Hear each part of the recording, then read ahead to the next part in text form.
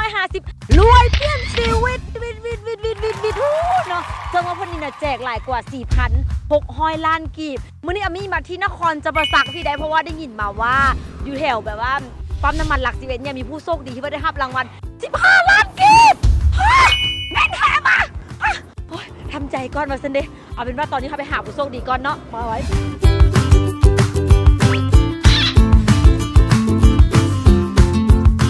สบายดีได้ยินข่าวว่าจะมีพอดีแต่ว่าชื่อรางวัลกับM150มีแค่บนนี้นะโดยแล้วพูดถึงทำเป็นไผ่ไปเองไม่คิดว่าไม่คุยเลยดอกชื่อว่าจังไหนชื่อโกบ้านหน้าดงอายุเท่าไหร่ เศร้าซอง เจ้าเฮ็ดอาชีพอย่างตอนนี้เป็นเด็กปักท้ายน้ำมัน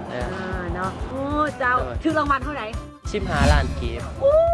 ยดีใจดำเน่ชื่อจากขวดถึงมาได้ซื้อ2 ขวดเล่าถึงความรู้สึกตอนทำอีกที่ว่าแบบเห็นเงิน15 ล้านดูโรยดีใจได้กับพวกเคยถือแก้มเธอนะก็เลยรู้สึกดีใจได้ดื่มเข้าไปแล้วรู้สึกเป็นไงตื่นใ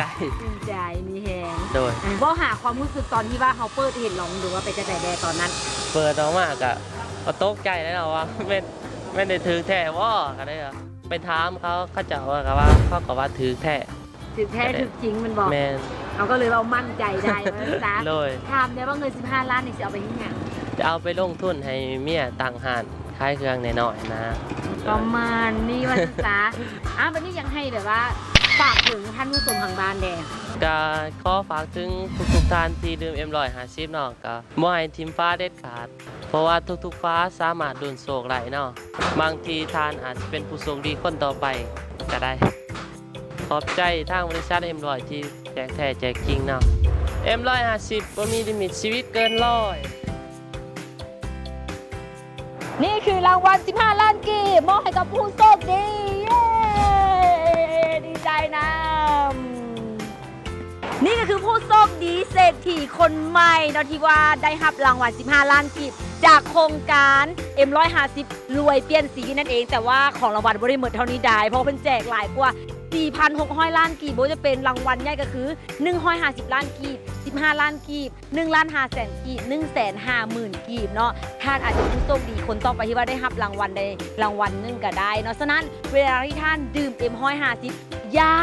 ทิมฝาเด็ดขาดเอามาเบิ่งแกะสติกเกอร์เดียวขาวออกพบรางวัลใดก็แลกรับทันทีว่าจะเป็นเงินหรือว่าจะเป็นแบบว่ารับดื่มฟรี1 ขวดนั่นเองเนาะและถ้าท่านใดที่เป็นผู้โชคดีแล้วบอกว่าเอารางวัลยุ่ใสที่สามารถสอบถามไปได้ที่23978966 23978966หรือว่าไปเอาได้ที่บริษัท ST Group ซึ่งว่าตั้งอยู่ที่กงกันข้ามอยู่สนามบินวัดไตเด้อเอาตอนนี้มีพร้อมที่ทีมงานขอจากลาไปก่อน M150 รวยเปลี่ยนชีวิตไปก่อน